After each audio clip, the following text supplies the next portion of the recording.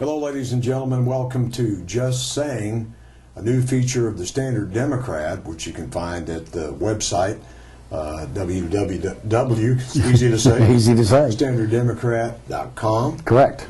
And it's a weekly feature where we talk about community events and issues and things that are going on in our community. And today we have a very special guest who just won a city council seat in the election this week, and most of you, I think, recognize him because he's been a part of our community fabric for many years, not just because of the white hair, Bob, but Bob Depro, a career with Sikeston Public Schools and now a teacher at Southeast here at, we used to call it SAHEC, I still call it SAHEC, but Bob, it's really good to have you here. Thank you. And congratulations Thank you. on being elected to the council, and I know you'll do a good job. Thank you. And it was interesting. I always am. I've never run for city council, and I don't think I ever want to. But I admire people who do, like yourself, like David Carnell did, and it's just good to see people who have the best interest of the community in mind. So you're running for council. There's lots of issues. We read in the Standard Democrat some of the things that were on your mind. Tell us what you're thinking as you head to your council meetings and some of the challenges before I'll be us. sworn in Tuesday, and then I'll have an impact. But I think the issues that come to mind that are of great concern to me are, number one, the loss of population in our community. We've gone through over 20 years of losing people. We've got to reverse that. We cannot be a dying community because that has an impact when restaurants, chain restaurants like at Sikeston, when chain businesses like Lowe's like at Sikeston, a community that's in population decline will not attract those quality establishments. Second thing that I'm concerned about, I think we've got to do something to encourage retail development in our community. And I know that many people probably are opposed to enterprise zones, which is, of course, one in our community that comes to mind is the one where Walgreens, that whole development. But we have got to do something, especially in our downtown area, to attract businesses back into the community so we can remain what we were when I was growing up here, and that's the trade area center for Scott, New Madrid, Mississippi, and Stoddard counties. We've got to do that if we're going to draw the shoppers in. Another concern of mine is the theater project, which the council's been dealing with. I want desperately to see a decent movie theater in Sikeston. Yes. That has a rollover because if people come to the movie, they'll also stay and eat dinner, which is going to be a tremendous benefit for your restaurants, and also they're probably going to buy a little bit of gas while they're in the community and maybe do a little shopping. No doubt. It's going to be really beneficial. Then there's the issue of the streets, which I know people in Sikeston are very concerned about. We've got to do something to improve our streets, especially in the downtown area. Think if you were a visitor to Sikeston for the first time and you came into our downtown area and the streets are so rough that you're afraid your car is going to be thrown out of alignment. But we've got to do something to improve the streets. I'm using Or maybe a lot we ought of to get different an examples. alignment shop to come down. That's right. That's how far a the mix. possibility. Then there's the issue of the new police station. I do very strongly feel that the police department needs a new headquarters. And people here in Sikeston think of the post office, and they don't realize that it's 100 years old. That's a very old building. Yeah, we just talked about this last week. Just Yes. the upkeep on the building is just astronomical. The question is, what is reasonable? How much money do we want to put in the police headquarters? This is the time, if we're going to get, and excuse me for using this example, if we're going to get the Cadillac version of the police department, this is the time with interest rates being so low, with the availability of government grants, and if we don't use this window of opportunity, we're going to have a much smaller, more scaled-back police station, and I'm certainly not in favor of that. If the community's going to grow, it's going to have an adequate police department. And what Mike and I talked about is also the message it sends with the new BMU building, a DPS building, and people may feel like, I really want to invest in downtown again. But I think we have to look at outside-the-box formulas that we've used in the past and look at new ways of attracting business, maybe even home ownership in the downtown area. Mike, we talked No about question that. about it. Communities who are facing challenges, and we in Sikeston are facing a host of challenges. This is nothing new. But to address those challenges, you have to think outside that box. You have to think in creative ways. At the same time, the point that you made is you also have to live within a budget. So it's a challenge, and it's one that, quite frankly, I'm glad you're addressing it. We don't need to address it, but let me ask you a real quick question, Rob. I've known you all my life, and you have a reputation of integrity and honesty in this community. And like me, you're also at an age where it's could be very easy to kick back in your recliner and retire and what have you. But yet, at this age, you decided to jump into a city council race. What prompted you to run now? You're right. I am entering that age. I apologize if No, that's appropriate. That's fine. You know, Mike, the way I feel, Sikeston has been awfully good to me. I was a teacher here for 34 years. I've been here 11 years at the university campus in Sikeston. It's a great community. It's full of great people. And you're right, I could do nothing. But I've been sitting back for the last several years watching a decline in our community. Mm-hmm. And I thought, if not me, then who? I might as well get involved and try to do something to reverse the declines that I'm seeing. Mm-hmm. And it's not going to be done overnight. It's not going to be done with some magic formula that'll change everything in 5 years. But do what you can do each year to try to make Sikeston a better place. Right. I was having a discussion, and it really just hit home with me earlier this week. I was having a discussion with Steve Borsmiller, superintendent of schools, and we were talking about a number of issues. But just offhand, just looking at it, we've lost 600 to 700 students out of our school system in the past decade alone.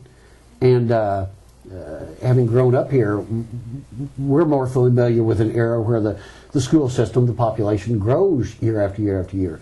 But we've seen steady declines in that and overall population. And your point's well made. We're at a juncture in the history of this community where we really need to be honest and to assess some of the things. And the interesting point to me is you look to the south side of Sikeston into Madrid County, and we know there's been a lot of development there, and Scott Matthews has been at the forefront of that. And that section out there of housing grew by about 1,000. About 1,000 in the last 10 years. And it's the third largest voting precinct in New Madrid County now. Right. And there's new retail out there. It's Sikeston, what we would call Sikeston proper, the old Sikeston, is where we need to grow. Absolutely. And have places where people can afford to live, working people can afford to live. And Bob used the teachers as an example.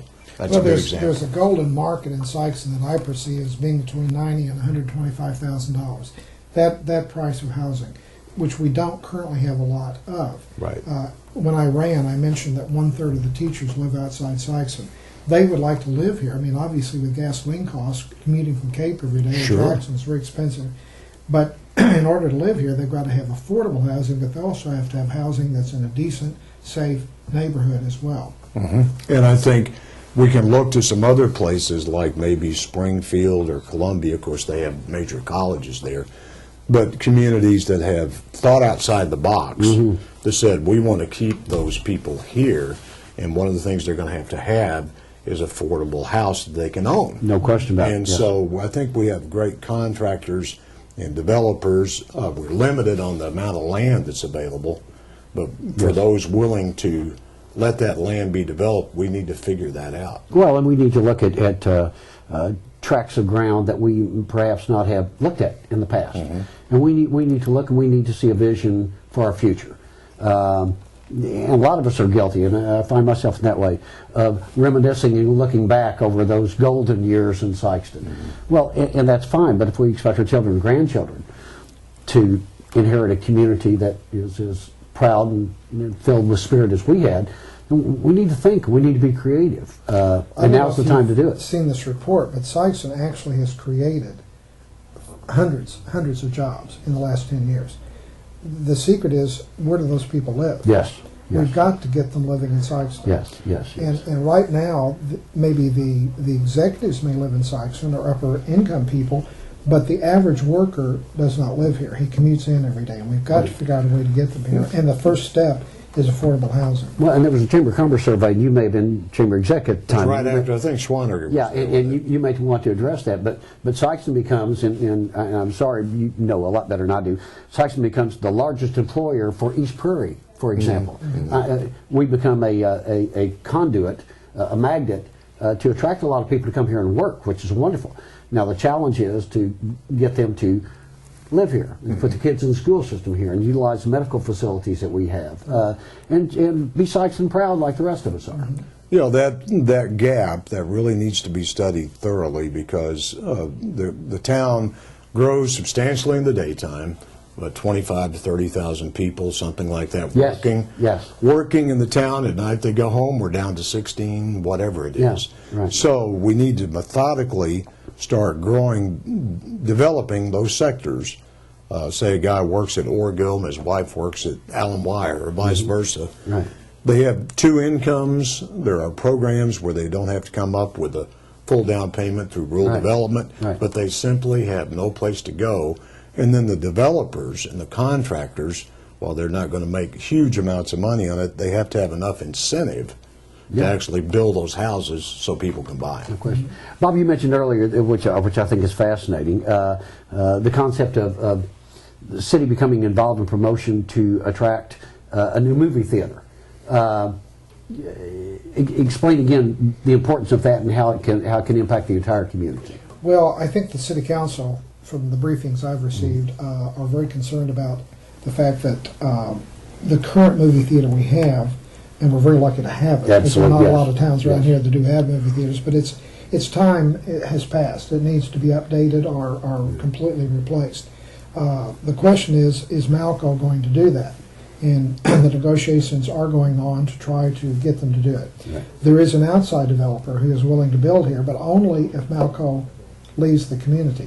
Okay. So we've got to make sure that we have a decent theater with more than 3 screens that will attract people in on a Friday night or a Saturday evening to see a movie, go out to eat, shop, buy some gas, and go back home if they wish.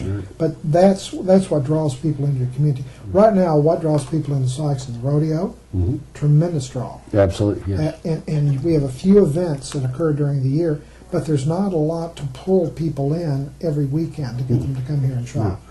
You spend a lot of time at the Malone on Friday nights, That's I right, assume? the Malone Sunday Theater. afternoon, yes. Well, we sneak over the Rex every once in a while, but that doesn't count. The historic downtown group, they're working, trying to upgrade the number of events that occur. They've done a good job with And they're that. doing an excellent job of that. They truly are. They are They're in the starting- design. They've yes. got the clock, but you got to have the economic engine, Yes. which is business. And the other thing, through rural development, some other programs, there are people that are building small houses or townhouses in downtown areas. We don't often think about that. Yeah, and that was part of the original plan on the historic downtown, was to develop some lofts and what have you, some of the existing ones, which I don't think that's been completely abandoned. Even new construction. Yeah, I just don't think we've taken that step, Yeah, you know. 'cause- But the downtown, you know, they use Paducah as a model. Right. Because Paducah downtown during the summer, spring, and summer months is just active every weekend. Right. And if we could parallel that, even at a smaller scale, because our population is much smaller, I mean, that would be wonderful to accomplish virtually everything that you've talked about. You know, I was down in Malone Park during the rodeo, and there was a huge crowd in the park there for the rodeo weekend. If we consistently can draw people into the community, we need, again, to think out of the box in terms of downtown. I mean, we're not going to have a Lowe's built in downtown Sykes. The idea of a Woolworths, I mean, that's not going to happen. But small shops, especially restaurants, are attracted to historic buildings. You can make the downtown a very vibrant area Yes. just by thinking creatively and getting developers who will come in and remodel those old buildings and make them, you know, really something to be proud of again. Hey, Bob, now that you're city council, that means you get the phone calls from people. Already got to You already got. And I apologize. Yeah. So what kinds of things? I know you're always looking for ideas and thoughts from people as a Absolutely. council person. Absolutely. One of the phone calls I got that I most appreciate was from my opponent in the election, David Carnell.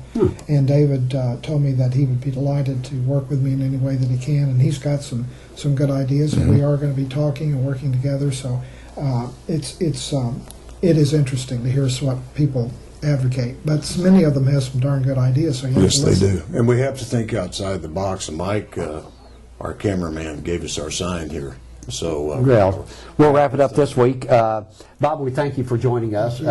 As we said earlier, Steve's not new to this, but I certainly am new to this, so we apologize for the stumbling every once in a while, but we do thank You you did a for great joining job. us. We thank you all for joining us. Tune in on standard-democrat.com for this webcast. It should be available real soon, and we thank you for joining us.